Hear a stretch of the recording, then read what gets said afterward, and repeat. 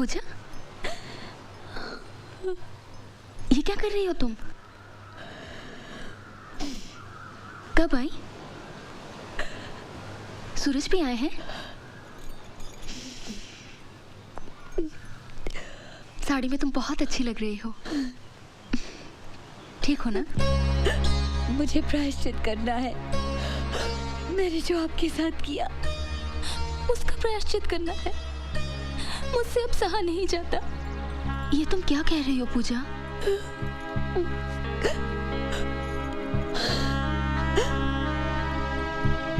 आपने मुझे श्राप क्यों नहीं दिया, बद्दुआ क्यों नहीं दी?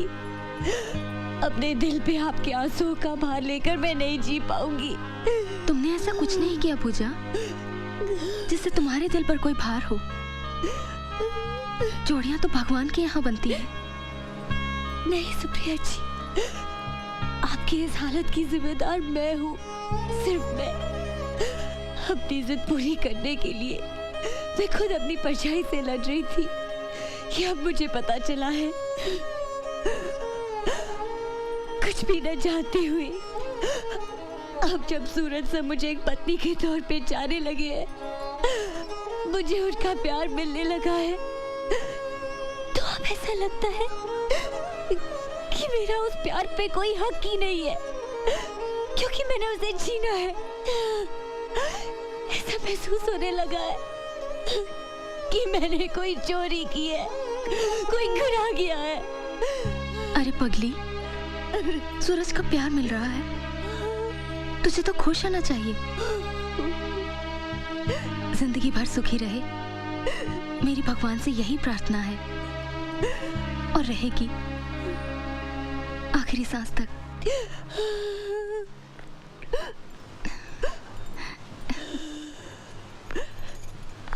पापा इसे पहचानते हैं ना? अपनी पूजा, सूरज की बीवी। देख चुका हूं इसे आते हुए, और देखते ही समझ गया था कि कोई हंगामा खड़ा करने आई है ये।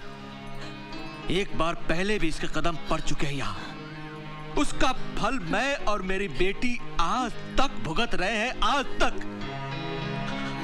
अरे इतना सब कर लेने के बाद भी तेरा मन नहीं भरा जो आज फिर यहाँ पर? पापा, ये क्या कह रहे हैं आप? पता है आप किससे बात कर रहे हैं? पता है, लेकिन क्या करूं?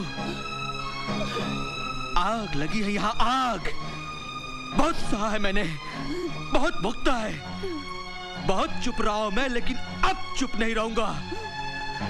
मैं तो उस दिन इस सूरज को बताने वाला था, लेकिन मेरी बेटी ने मेरे पांव पकड़ लिया और कहा कि ये बात किसी को पता नहीं लगनी चाहिए। पापा, देख देख देख मेरी बेटी की हालत देख। इससे पहले कि मैं आपे से बाहर हो जाऊं, चली जा यहाँ से। पापा, फिर यहाँ कभी मत आना। अपना मनहूस चेहरा यहाँ कभी मत दिखाना। क्या बात है पापा? नहीं, ऐसी तो कोई बात नहीं। नहीं, कोई तो बात है जो आप लोग मुझसे छुपा रहे हो। क्या बात है? सुप्रिया, तुम बताओ। नहीं सूरज, ऐसी कोई बात नहीं है। मैं बताती हूँ। पूजा नहीं। आपको पता होना चाहिए कि क्या हुआ, बिल्कुल पता होना चाहिए कि मैंने क्या किया। सुप्रिया जी को दोबारा स्ट्रोक मेरी वजह से हुआ। नहीं पूजा नहीं। जो कुछ भी हुआ मेरी वजह से हुआ। मैंने इनसे कहा कि आपको इनसे प्यार नहीं, सिंपैथी है। मैंने कहा कि ये स्वार्थी है, इन्हें सेल्फिश कहा।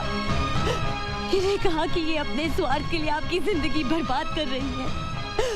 मैंने इन्हें अपाहिज कहा, अपंग कहा, और कहा कि वो कभी आपको हैप्पी फैमिली मैरिड लाइफ नहीं दे सकती।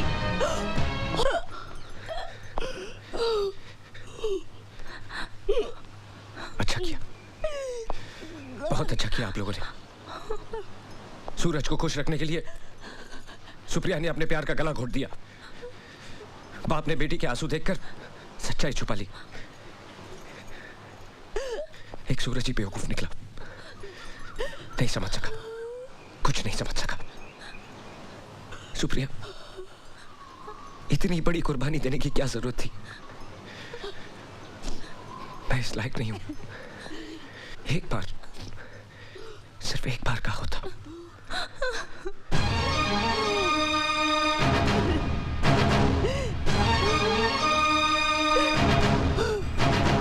बंद करिए अपना रोना। आज के बाद अपनी शक्ल भी मत दिखाना मुझे।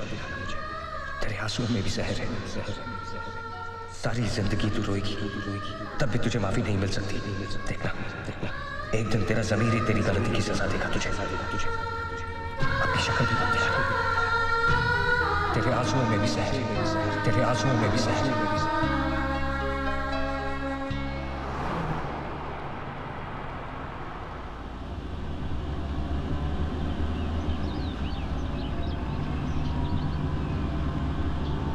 कहाँ जा रहे हैं हम?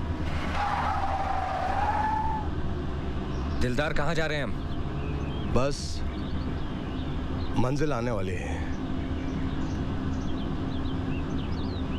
ये रास्ता उसके घर को जाता है ना? Stop the car. दिलदार, ऐसे स्टॉप द कार। देखो हुन गड्डी जिथे रुकनी है, गड्डी उथे ही रुकेगी।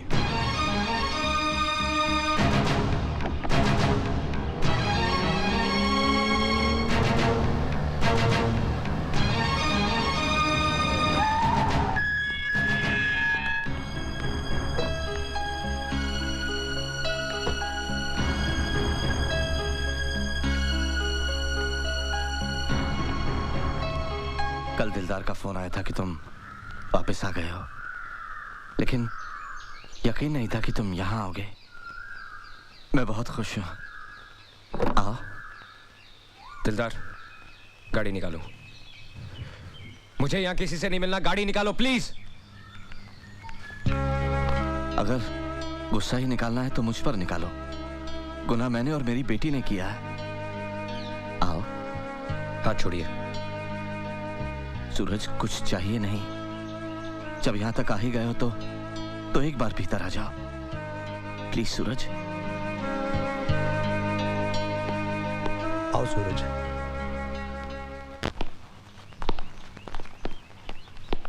सूरज आओ।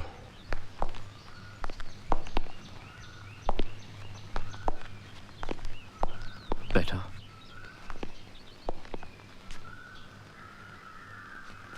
अगर आप अपनी बेटी को बुलाना चाह रहे हैं तो मत बुलाइए।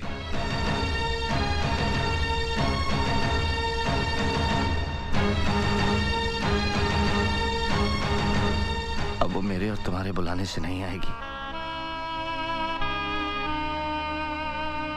वो जो सबको बुलाने वाला है ना, उसी ने उसे बुला लिया।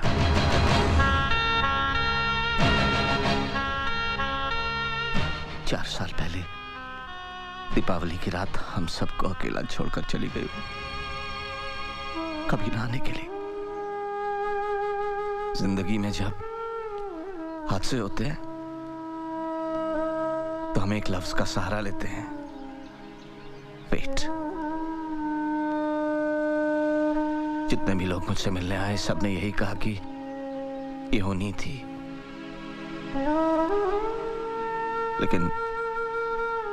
लेकिन ये होनी नहीं थी। उसे एहसास हो गया था कि उसने गुनाह किया है और उस गुनाह की सजा उसने खुद अपने आप को दी। पूरा एक दिन और एक रात उसका ठंडा जिस्म अपनी गोद में लिए मैं इंतजार करता रहा, ये सोचकर कि तुम आओगे। यूं ही तुम नहीं आओगे, ये अच्छी तरह जानते हुए भी। कच्ची उम्र का जुनून, इसके अलावा और कोई गलती की थी क्या मेरी बेटी ने? नहीं, मैं उसे जस्टिफाई नहीं कर रहा हूं, लेकिन तुम्हें ये सब पता होना चाहिए। उस दिन तुम्हारे जाने के बाद जब मेरी बेटी वापस आई तो एक जिंदा लाश के रूप में उसने बात करना ही बंद कर दिया। उसके मुंह से एक लफ्ज सुनने के लिए तरस गया मैं। फिर अपने कमरे से बाहर भी नहीं निकली, एक बार भी रोई नहीं। आंखें जैसे दूर कहीं देखती रहती।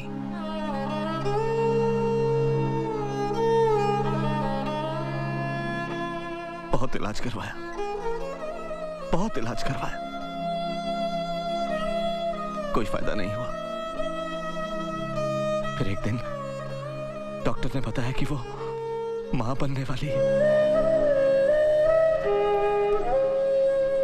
लेकिन इस बात से भी उसकी हंसी वापस नहीं लौटी, जैसे जन्म मरण से बहुत दूर जा चुकी हो वो।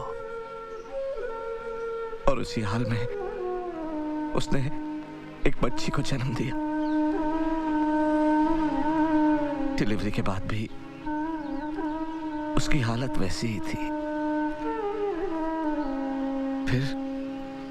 फिर एक दिन उसमें मुझे बहुत फर्क नजर आया। मुझे ऐसा लगा जैसे लाश में जान वापस लौट आई हो। उसने मुझे डैडी कह के पुकारा, मेरे सीने से लिपट कर तुम्हारे बारे में पूछा और फूट फूट कर रोने लगी। डैडी, अगर किसी दिन वो यहाँ हमारी बेटी से मिलने आए तो उनसे कह देना कि हमारे आंसू जहर नहीं है, और उनसे ये भी कहिएगा कि वो हमें माफ कर दे। वो हमें माफ कर देंगे ना? क्यों नहीं करेंगे बेटा, मैं उसे समझाऊंगा। अब तुम सो जाओ, सो जाओ बेटा, सो जाओ।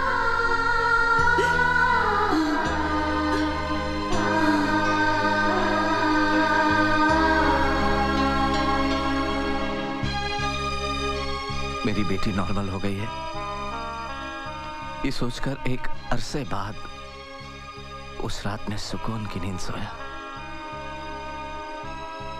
लेकिन पूजा,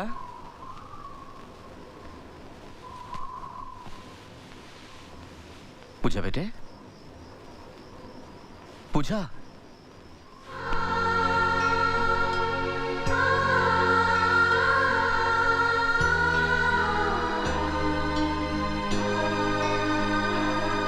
अगर मौत ही पर गुनाह की आखिरी सजा है तो कम से कम अब तो मेरी बेटी को माफ कर ही सकते हो ना सूरज।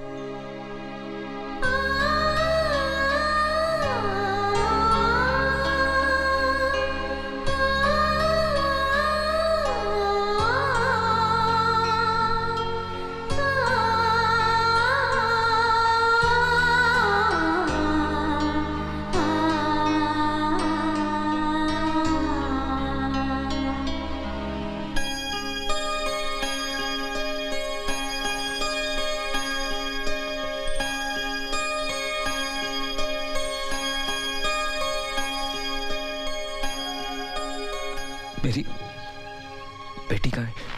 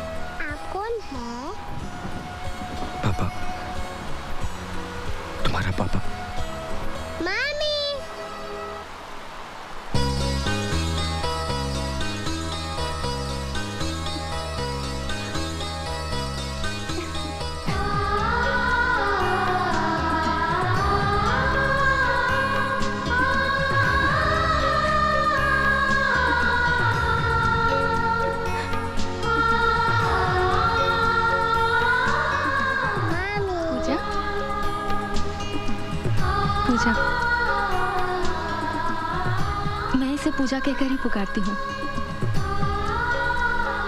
जब से मुझे ये प्यार करने के लिए मिली, अपने आप ठीक होती चली गई। ना मैंने दवाई ली, ना एक्सरसाइज की, अपने आप ठीक हो गई। शायद इसीलिए कि ये मुझे माँ कहकर पुकारे। और जरूर उसने ऊपर जाकर मेरी जिंदगी के लिए खूब लड़ाई की होगी।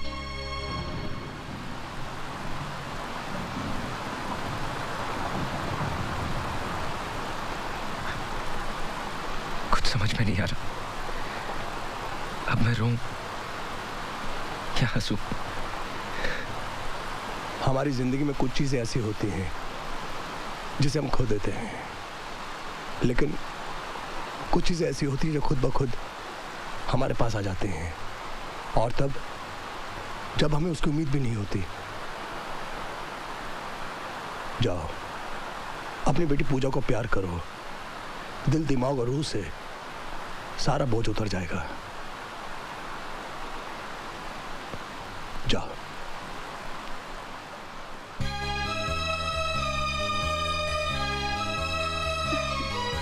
Thank you.